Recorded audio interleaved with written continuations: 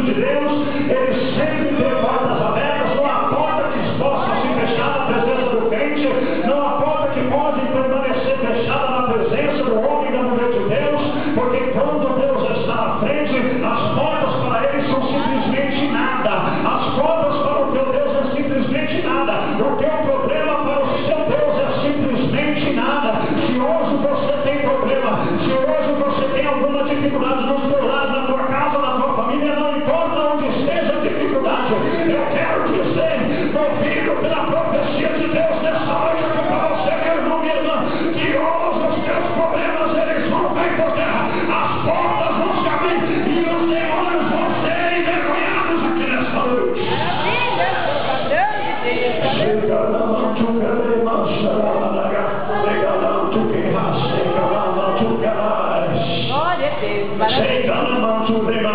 Aquela mulher se apresenta para Eliseu. Presta bem atenção na palavra de Deus. Na primeira passagem, Elias e uma viúva. Nessa segunda passagem,